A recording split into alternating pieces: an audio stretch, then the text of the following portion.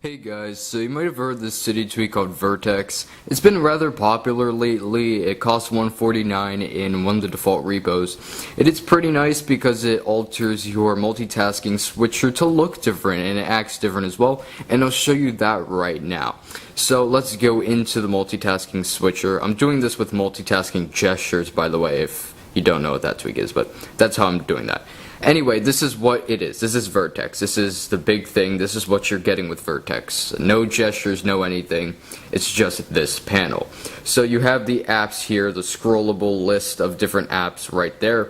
You also have your toggles, which is nice because it combines the control center with the multitasking switcher to combine, and this is the finished product. This is Vertex. It combines the control center with the multitasking switcher, and it looks like this. You can adjust your brightness as well, adjust the songs and now playing, and you can also adjust the volume of the song if you're playing a song. Now it looks all nice and I do like it, but there are a couple of tweaks that could be improved, especially for a paid Cydia tweak.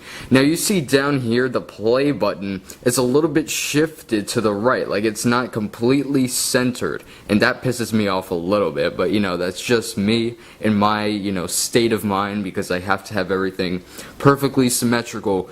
But if you're similar to me, at least in that sort of perspective, you can see that you might be able to tell if I didn't tell you, but it's a little bit shifted to the right, so it's not exactly centered, and that bugs me a little bit.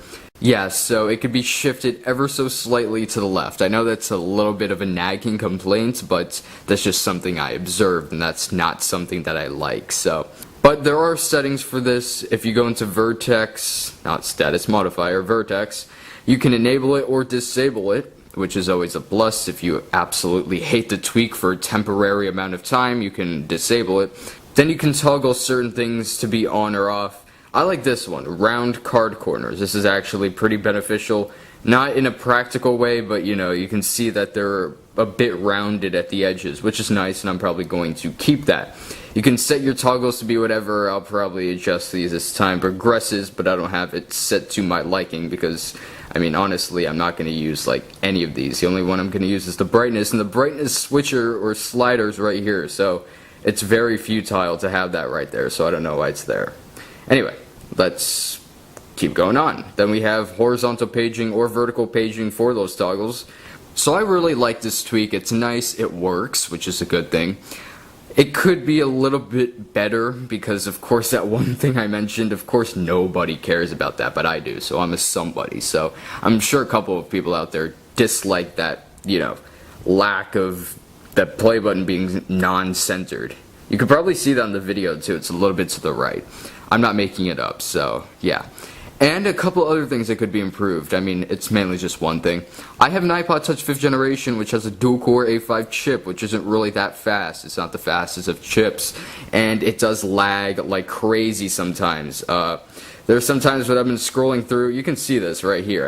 It isn't smooth at all, and that just has something to do with the lack of memory on the iPod Touch. I'm aware of that. I'm aware that this tweak is probably full of memory consumption, and that my iPod Touch 5th generation is its fault. It's my fault I have an iPod Touch 5th generation, and that's why it's lagging. I'm sure it doesn't lag on an iPhone 5, iPhone 5S, but since I have an iPod Touch 5th generation, I have to deal with that. So it might lag on your iPhone 4S, iPhone 4 definitely, and your iPod Touch 5th generation. Just keeping that in mind.